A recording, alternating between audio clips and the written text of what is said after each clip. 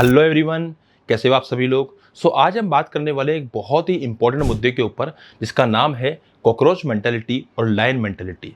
यहाँ पे मैं कॉकरोच मेंटालिटी उन चीज़ों को डिनोट करने वाला हूँ जो जिस प्रकार से कॉकरोच बिहेव करता है या उस प्रकार की एक मेंटालिटी हमारे सामने है। तो अगर हम समझे इस चीज़ को तो देखो कॉकरोच किस प्रकार से बिहेव करता है। जैसे लाइट जलती है ना, कॉकरोच फटाफट से गायब हो जाता है। मतलब वो दुनिया को फेस नहीं कर सकता, वो दुनिया के सामने नहीं आना चाहता। बस उसको ये है कि वो अपनी हरकतें भी करेगा, गलत हरकतें भी करेगा, परंतु छुप के करेगा।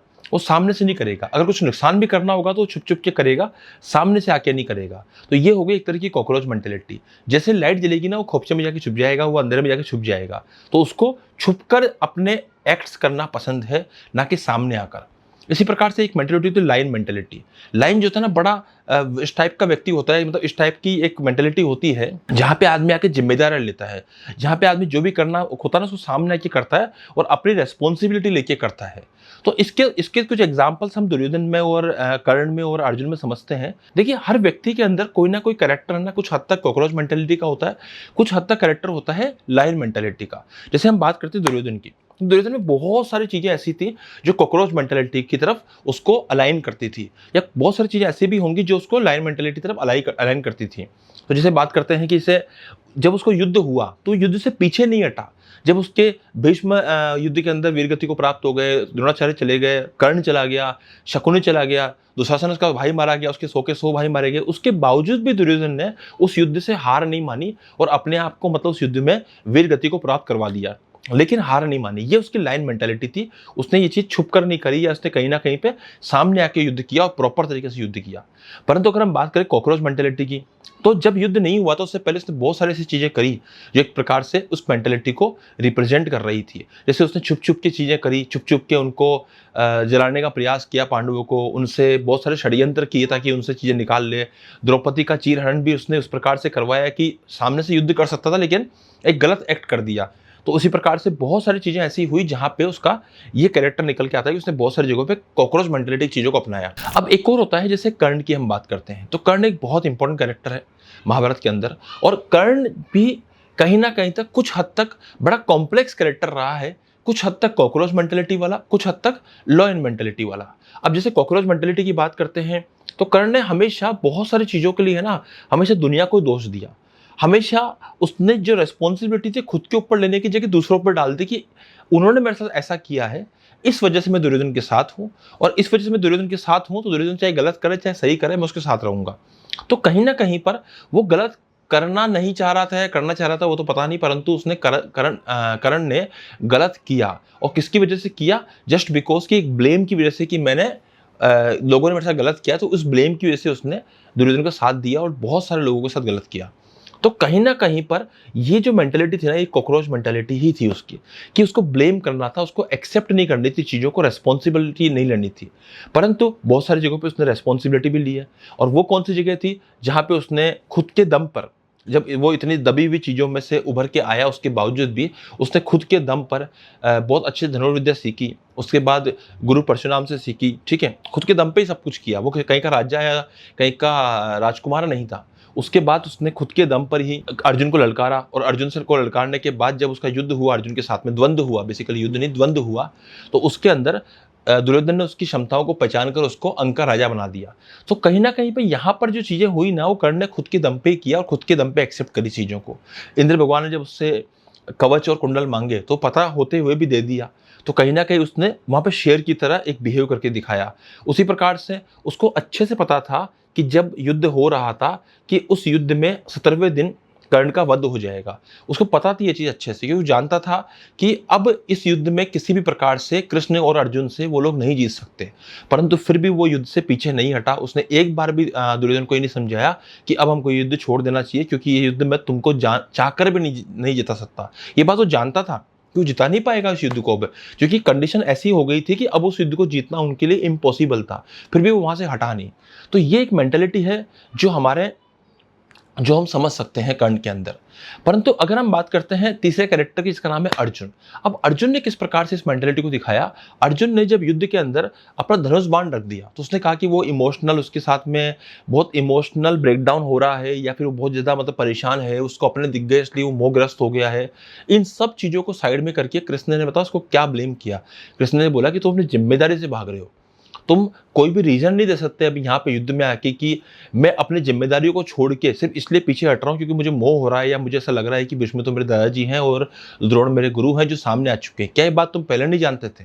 ये बात अगर तुम पहले जानते थे, जब युद्ध में हम आ चुके हैं, युद्ध में हम पहुंच चुके हैं, तो अब तुम्हारी जिम्मेदारी किस चीज़ की है? अब तुम्हारा जो कर्तव्य है वो किस चीज़ का है? क्षत्रिय धर्म निभाने का। और तुम उस चीज़ को छोड़ के अब पीछे भाग रहे हो।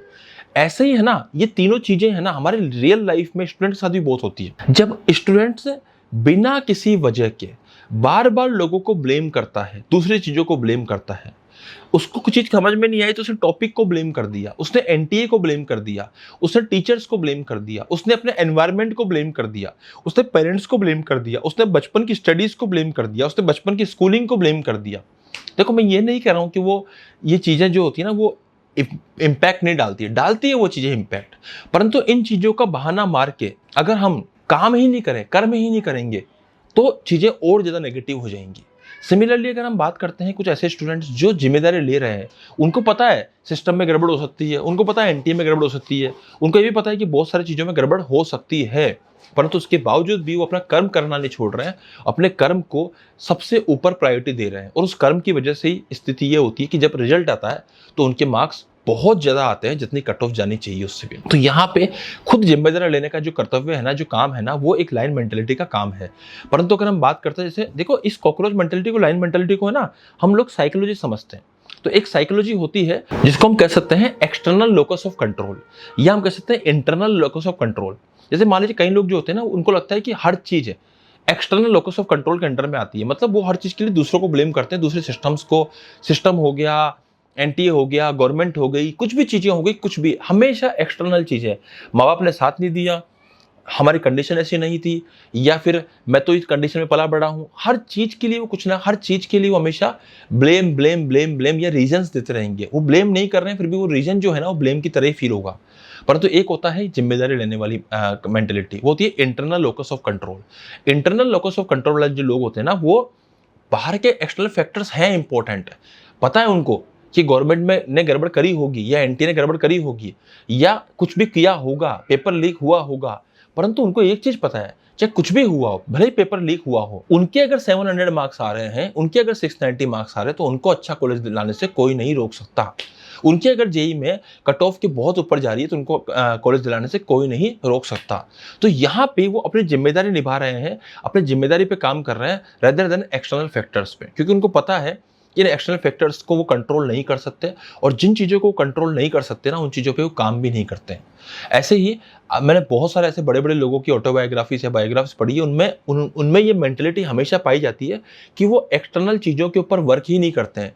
जो चीज़ें उनके कंट्रोल में नहीं है उनको वो ट्राई ही नहीं करते कंट्रोल करने का। इसके लिए बड़ा अच्छा स्टेटमेंट भी है कि do not try to control the uncontrollable things in your life. मतलब जो कंट्रोल करने लायक चीज़ें नहीं है उनको कंट्रोल करने की कोशिश भी मत करो, उससे तुम्हारा समय खराब होएगा। जस्ट लाइक कि एनटीए का कुछ भी, मतलब एनटीए के जो पॉइंट्स हैं उन चीज़ों को आप कंट्रोल नहीं कर सकते। एज ए ह्यूमन हम कंट्रोल नहीं कर सकते उन चीज़ों को, एज ए मतलब एस्पिरेंट या एज ए कैंडिडेट। सो हमारा किन चीज़ों पर कंट्रोल है, हमारा जिन चीज़ों पर कंट्रोल है उन चीज़ों पर काम कर सकते हैं बहुत अच्छे से। सो ये सारे पॉइंट्स थे। अब कई बार हमारे सामने भी ऐसे आते होगा कि कई बार हम ब्लेम कर देते हैं, कई बार हमारी मेंटेलिटी ऐसी होती है कि हम ब्लेम नहीं करते, हम जिम्मेदारी लेते हैं। ऐसा होता है ह्यूमन बिहेवियर के साथ में। कई बार मेरे साथ भी ऐसा होता है कि मैं कभी कभी किसी चीज़ के लिए ब्लेम कर देता हूँ, फिर बाद में मुझे रियलाइज़ होता है कि नहीं यार, ब्लेम करने से क्या होगा, हमको खुद जिम्मेदारी लेनी होती है ना। तो यहाँ पर आके हमारी दोनों मेंटेलिटीज़ शो करती है। अब देखो, अगर आपने ज़्यादा कॉकरोच मेंटेलिटी को हावी होने दिया तो आप वैसे ही हो जाओगे, फिर ब्लेम करने वाली कंडीशन में आ जाओगे। परंतु अगर आपने लॉयल मेंटेलिटी को अपने ऊपर हावी होने दिया तो आप रेस्पॉन्सिबल हो जाओगे और रेस्पॉन्सिबिलिटी लेना शुरू कर दोगे। सो बच्चों, ये था हमारा आज का इस पूरी कहानी का कंक्लूजन, और मेरे हिसाब से आपको ये सारी बातें बहुत अच्छी लगी होगी। अगर आपको वीडियो अच्छा लगा हो तो प्लीज़ चैनल को सब्सक्राइब कर दीजिए, वीडियो को लाइक कीजिए और अधिक से अधिक लोगों तक शेयर कीजिए। वीडियो को सब्सक्राइब करना प्लीज़ मत भूलिएगा। आप जितना ज़्यादा सब्सक्राइब करोगे मेरा मोटिवेशन उतना बढ़ेगा और हम उतनी ज़्यादा मेहनत से, मैं और मेरी टीम पूरी उतनी मेहनत से ही काम करेंगे। आपके लिए अच्छे से अच्छे कंटेंट लाने के लिए हम भरपूर मेहनत कर रहे हैं। और अगर आपको कमेंट में ऐसा कुछ लगता है कि आपने कब-कब इस प्रकार से शो किया, आपने खुद की चीज़ों को दूसरों के ऊपर ब्लेम किया है, उसको आप कमेंट में कमेंट करके ज़रूर बताइएगा। धन्यवाद।